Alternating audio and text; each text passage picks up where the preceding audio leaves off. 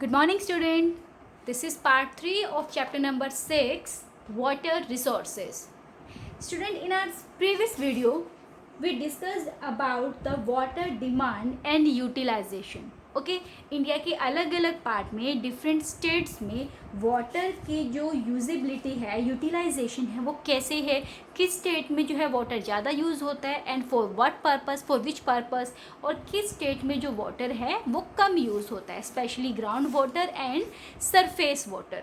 So in this video we will discuss about the demand of water for irrigation. ठीक है, irrigation के लिए जो वाटर की डिमांड है, इरीगेशन मीन्स एग्रीकल्चर में जो हमें वाटर की नीड होती है for the growing of our crops, तो उसमें वाटर की डिमांड जो है वो इरीगेशन के लिए कैसी है. So dear student, as you all know that in agriculture water is mainly used for irrigation. Okay, so irrigation is the key to success of the Indian agriculture. Okay, because without irrigation agriculture is not possible, because we all know that rainfall, or you can say the monsoon जो है उसका कोई fix time period नहीं है. Monsoon के time पे कहाँ पे कितनी रेनफॉल होगी, it is also not fixed. Okay, so that's why irrigation is the key to success of Indian agriculture and it would be clear for the following points. हम आगे जो पॉइंट्स डिस्कस करेंगे उनसे आपको ये चीज़ें क्लियर हो जाएंगी कि जो इरीगेशन है वो ही इंडियन एग्रीकल्चर का सक्सेस पॉइंट है. बिना इरीगेशन के हम एग्रीकल्चर नहीं कर सकते. ओके, तो कौन से पॉइंट से क्लियर होगा. देखिए, जो पॉइंट नंबर 2 यहाँ पे दिया हुआ है, irrigation is needed because of spatio temporal variability of rainfall in the country. Spatio means यहाँ पे क्या है, आपका जो आपका स्पेशल ये डिस्ट्रीब्यूशन ऑफ रेनफॉल है, means the distribution of rainfall is uneven. Okay, there are water surplus as well as water deficit area. कुछ एरियाज़ ऐसे हैं जहाँ पे जो रेनफॉल है, जहाँ पे वाटर है वो बहुत ज़्यादा है, और कुछ एरियाज़ यहाँ पे ऐसे हैं इंडिया में जहाँ पे वाटर बहुत ज़्यादा कम है. लाइक जो north western part of India है और जो डेक्कन प्लेट्यू है, ठीक है, अब वो क्या है, हमारे जो नॉर्थ वेस्टर्न पार्ट और डेक्कन प्लेट्यू है वो वाटर डिफिक्ट एरियाज़ हैं. Means they have badly need irrigation facilities. In areas में आपको वाटर ज़्यादा नहीं मिलेगा. जो नॉर्थ वेस्ट पार्ट है हमारा, लाइक गुजरात के कुछ पार्ट है, राजस्थान का पार्ट है, वहाँ पे आपको वाटर नहीं मिलेगा. डेक्कन प्लेट्यू है, वहाँ पे भी वाटर की अवेलेबिलिटी ज़्यादा नहीं है. दैट्स वाई यहाँ पे इरीगेशन फैसिलिटी की हमें बहुत ज़्यादा नीड पड़ेगी. ठीक है, तो ये तो हुआ स्पेशल मीन्स रीजन के अकॉर्डिंग. ठीक है, अब टेम्पोरल मीन्स क्या है, टाइम पीरियड. मीन्स जो the temporal distribution of rainfall is uneven. जो रेनफॉल हमारी है it is confined to a short duration of time period near by 3 to 4 months. So जो 3 to 4 months ही मानसून रहता है, rainy season रहता है, जिस टाइम पे रेनफॉल होती है, and the rest of the year is more or less dry, during which agriculture is not possible without irrigation. Okay, so means क्या है, हमारा जो सोशो टेम्पोरल जो टेम्पोरल वेरिएबिलिटी ऑफ रेनफॉल है वो क्या है, अनइवन है. ना तो प्रॉपर एरियाज़ के अकॉर्डिंग जो है रेनफॉल होती है, कुछ एरियाज़ में बहुत ज़्यादा है, कुछ एरियाज़ में बहुत कम है. और जो टाइम ड्यूरेशन है मानसून की वो भी 3 to 4 month he rainy season होता है. ओके, तो उस टाइम पीरियड पे ही हमें सिर्फ रेन वाटर मिलेगा, और बाकी टाइम पीरियड पे क्या, हम तब एग्रीकल्चर कैसे करेंगे. So for that purpose we have to need irrigation. हमें इरीगेशन यूज़ करना ही पड़ेगा. So these are the fact. Okay, अब देखिए एक और चीज़ यहाँ पे है, ये तो हमने कर लिया. अब देखो जो नॉर्थ वेस्ट इंडिया है, ठीक है, वहाँ पे आपका वाटर कम है, डेक्कन प्लेट्यू में वाटर कम है, बट जो वाटर की रिक्वायरमेंट है, लाइक अगर हम राइस की बात करें, rice, sugar cane, jute etcetera, these उन क्रॉप्स के लिए हमें क्या है, हमें बहुत ज़्यादा इरीगेशन की नीड है. बिकॉज ये क्रॉप्स क्या है, ये आपकी वाटर इंटेंसिव क्रॉप है, इनको ग्रो करने के लिए वाटर बहुत ज़्यादा चाहिए, and which can be met only through irrigation, और वो सिर्फ इरीगेशन से ही पॉसिबल हो सकता है.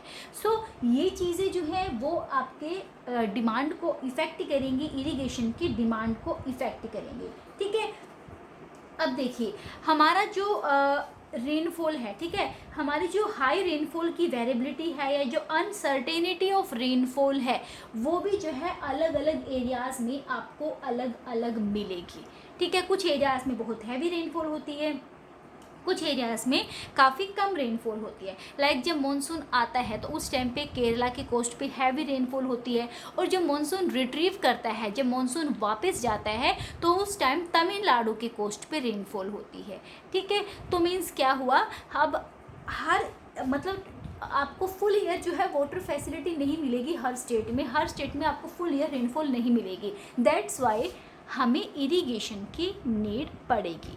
सो अब देखिए, जो हमारा ग्रीन रिवॉल्यूशन था, ठीक है, ग्रीन रिवॉल्यूशन जो 1960s में आया था, उसके अकॉर्डिंग क्या था, जो मेन रीज़न था ग्रीन रिवॉल्यूशन स्ट्रैटेजी का, मेन पर्पस क्या था, agricultural development in the country. Okay, main हमारा जो पर्पस था वो एग्रीकल्चर सेक्टर में डेवलपमेंट करना था, and it has largely been successful in Punjab, Haryana and UP, ठीक है। जो ग्रीन रिवॉल्यूशन 1960s में जो है लॉन्च की मतलब स्टार्ट हुआ था, उसका मेन मतलब जो सक्सेसफुल कहाँ कहाँ पे रही, वो किस किस स्टेट में रही, पंजाब, हरियाणा और यूपी में।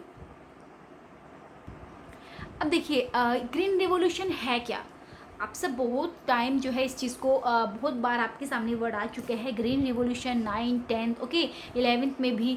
तो ग्रीन रिवॉल्यूशन होता क्या है, ग्रीन रिवॉल्यूशन जिसमें आप क्या है पर्टिकुलर जो क्रॉप है उनकी प्रोडक्शन में इंक्रीमेंट करती हैं, पर्टिकुलर क्रॉप की प्रोडक्शन इंक्रीज़ होती है, ठीक है। और कैसे इंक्रीज़ होती है, ठीक है, कैसे इंक्रीज़ होगी, तो with the help of HYV seeds. HYV seeds क्या होता है, H means high, Y means yielding and V means variety. High yielding variety seeds का यूज़ करके जो वीट और राइस थे स्पेशली, इन दोनों की क्रॉप्स के प्रोडक्शन में इंक्रीमेंट किया गया, इरिगेशन की फैसिलिटीज़ यूज़ की गई, ठीक है, मल्टीपल क्रॉपिंग पॉसिबल हुआ इस टाइम पे। और इस टाइम पे क्या था, फर्टिलाइज़र्स का यूज़ किया गया, पेस्टिसाइड्स का यूज़ किया गया, सो दैट क्रॉप की जो प्रोडक्शन है उसको इंक्रीज़ किया जा सके। So what are the reason for the green revolution, means क्यों किया गया। देखिए, इरिगेटेड लैंड जो है वो have higher agricultural productivity than unirrigated land.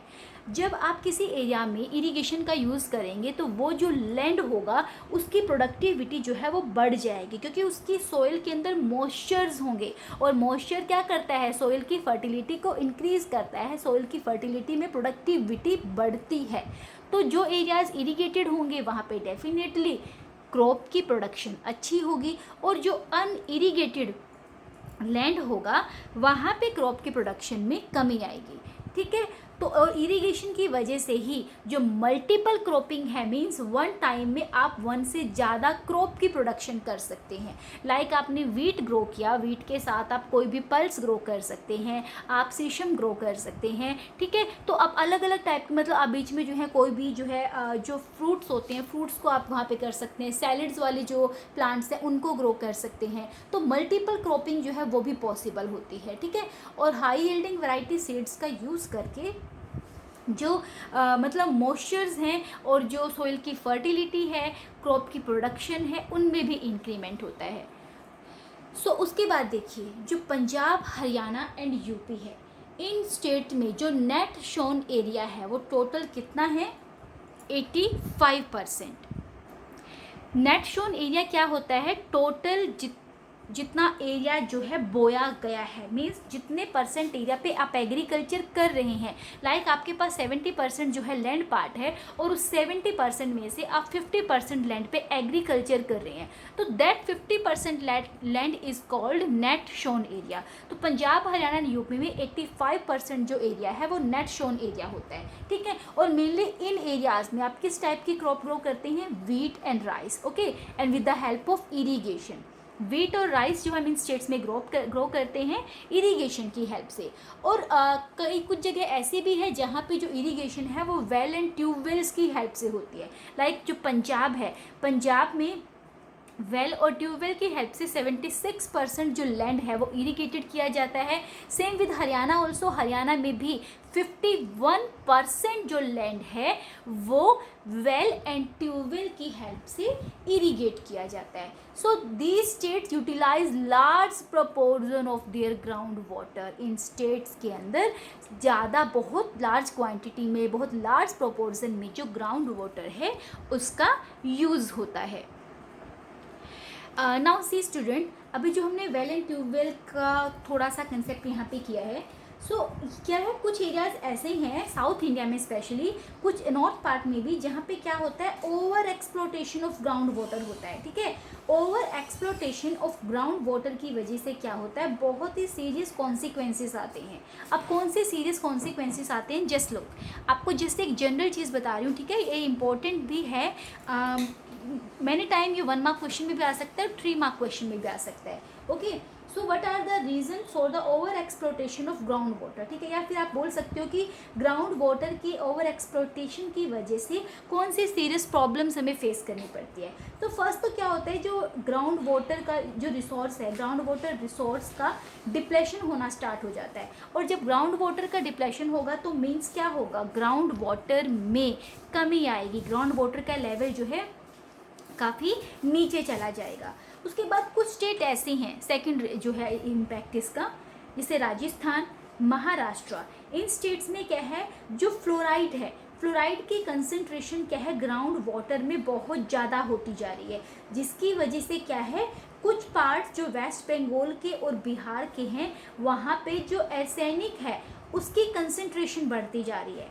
देखिए, राजस्थान और महाराष्ट्र में ग्राउंड वाटर में फ्लोराइड की कंसंट्रेशन बढ़ रही है और वेस्ट बंगाल और बिहार में आर्सेनिक की जो है परसेंटेज या कंसंट्रेशन बढ़ रही है. वाई? बिकॉज ये जो एरियाज़ हैं, इन एरियाज़ में क्या है, इंडस्ट्रियलाइजेशन है, मिनरल्स निकाले जाते हैं और वो मिनरल्स क्या होते हैं, कहीं ना कहीं ग्राउंड वाटर के साथ मिक्स होके हमारे ग्राउंड वाटर को पोल्यूट करते हैं.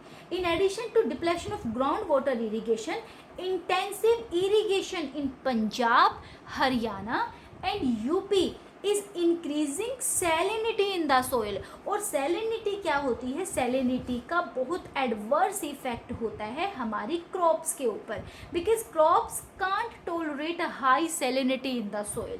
तो ओवर इरिगेशन की वजह से क्या होता है, सॉइल के अंदर सैलिनिटी की परसेंटेज बढ़ जाती है और सैलिनिटी हमारी क्रॉप्स के लिए बिल्कुल भी अच्छी नहीं है. So these are the reason for the demand of water for irrigation. हमें इरीगेशन की नीड क्यों होती है, एग्रीकल्चर के लिए होती है. एग्रीकल्चर के लिए क्यों होती है, बाकी सोर्स कहाँ गए, हमारी मॉनसून है बट वो क्या है, अनइवन डिस्ट्रीब्यूशन है, स्पेशियो टेम्पोरल वेरिएबिलिटी है रेनफॉल में. तो वो सारी चीज़ें हमने डिस्कस की. उसके बाद पंजाब, हरियाणा, यूपी के अंदर कैसे ग्रीन रिवोल्यूशन का इम्पैक्ट पड़ा और वहाँ पे जो है कैसे क्रॉप की प्रोडक्शन में इंक्रीमेंट हुआ. आफ्टर दैट जो ग्राउंड वाटर है उसके ओवर एक्सप्लोटेशन की वजह से what are the problems we have to face, कौन कौन सी प्रॉब्लम है, कौन कौन से कॉन्सिक्वेंसेस हमें फेस करने पड़ते हैं, वो सारी चीज़ें हमने इस पार्ट 3 में कवर की. So student, here this part is over. In next part we will discuss some emerging problems with water. Till then, keep learning, keep watching video. Goodbye.